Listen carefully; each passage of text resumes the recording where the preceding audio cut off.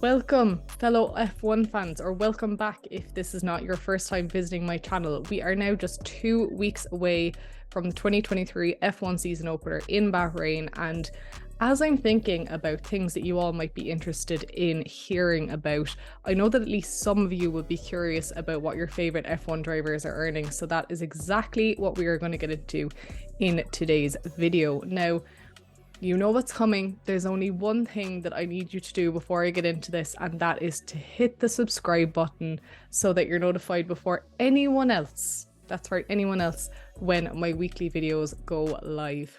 I'm going to give you a second. Done it? All good?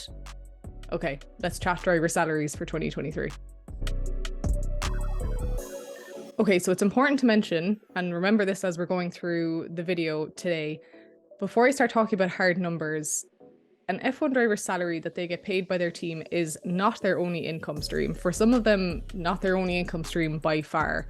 And that means that it's only a portion of their total earnings over time. So there are a number of other income streams, even just within the sport, that contribute to a driver's income. Typically, you know, you'll see brand partnerships. We see those on Instagram, all over social media all the time. And they also get performance bonuses. Now, some of us work for companies that give us performance bonuses, so we understand the motivation behind it and the incentive that is being used there. It's pretty common across a number of industries. But obviously not all F1 team budgets are created equally. I'm looking at you, Christian. So the way that the drivers are rewarded as far as their performance bonuses is not always uniform. So it could be that they're rewarded for a number of race wins. It could be rewards for each race win, but it could also be for the number of total points scored. So often it will depend on the individual team strategy at a particular time. However, driver bonuses do exist. With that in mind, it's nigh on impossible to get a 100% accurate read of any F1 driver's total earnings. So the numbers that I'll be sharing with you today are based on a number of industry standard sources who report out on athlete earnings, and I'll link those in the description bar for you down below if you do want to dig a bit deeper into any of the info in today's video. And maybe you're curious about what the top athletes in other sports are earning. I don't know. But for now, we're sticking with F1, so let's talk shop, shall we? Alright, so we're going to start off with the top 5 earners, and I'm going to get an important clarification out of the way before we talk numbers here. All of the figures that I'm going to be discussing with you today are US dollar figures. So with that being said, you may not be surprised that at the top of the pile, we've got the current world champion, Max Verstappen, who is earning no less than $55 million on his current contract. He's closely followed by Sir Lewis Hamilton, who is on $35 million. And then we have Charles Leclerc, who is on $24 million.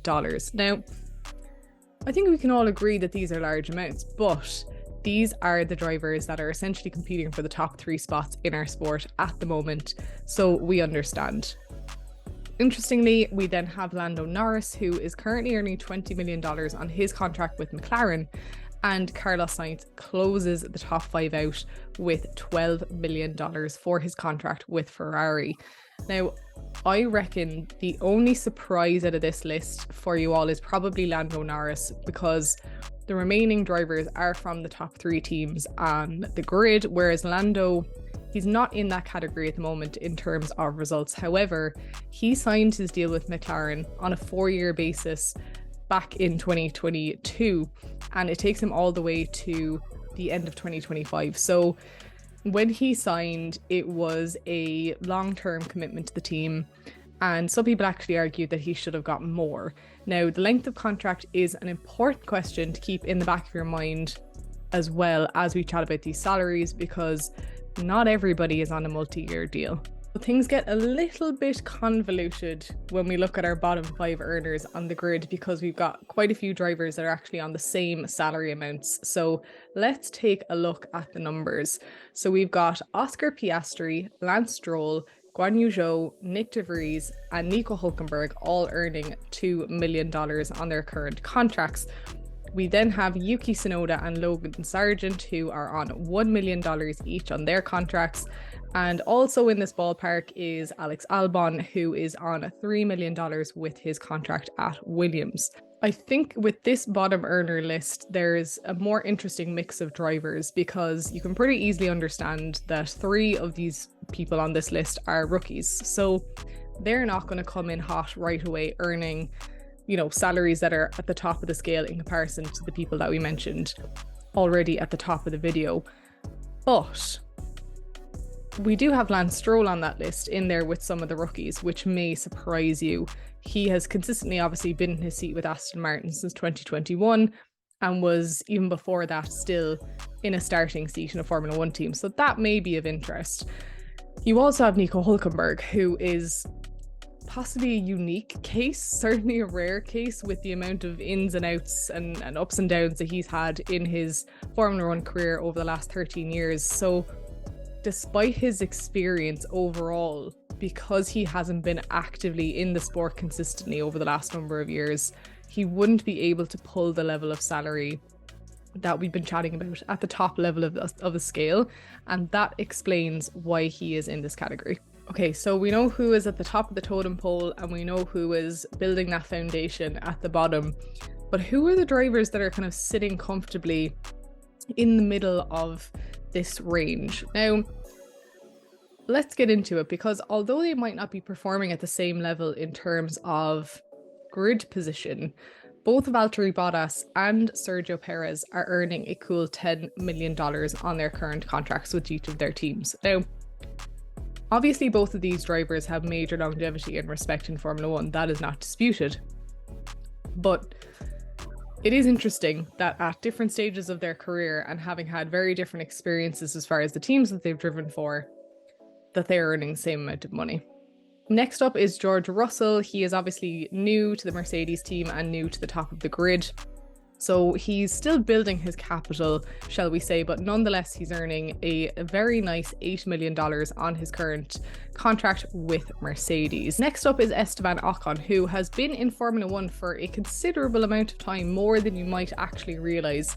And the problem for him is that he hasn't been a shining star at any stage. And I think that his $6 million salary is reasonable, considering that mostly what they're looking for, the teams are looking for from him, is consistency, where he's not battling his fellow teammates, in a risky way on track, but he's also not trundling around and he is pushing himself with the car. So I think this is understandable. On the next rung, we have Fernando Alonso, Kevin Magnussen and Pierre Gasly, who are all earning $5 million on their current contracts. Despite their considerable age range, you can understand why Fernando is in this bracket, because he hasn't been competing at a race-winning level since 2013. So his big baller money days may be over, but you can be guaranteed that he's kept a keen eye on those early earnings. And listen, he's still pulling in $5 million a year just on his base salary alone, so I wouldn't be complaining. Fun fact that I thought I would pop in here as we've just finished up chatting about the full table of F1 driver earnings for 2023. You're probably wondering, how do my favourite drivers compare with the rest of the world as far as top performing athletes and their pay? And actually, Lewis Hamilton, as of 2022, is number 17 on the world's highest athlete earner list, and you've got Max Verstappen, who was at number 28. Now, obviously this hasn't been updated for 2023's salaries, but interesting nonetheless to see that they are in there in the top 30.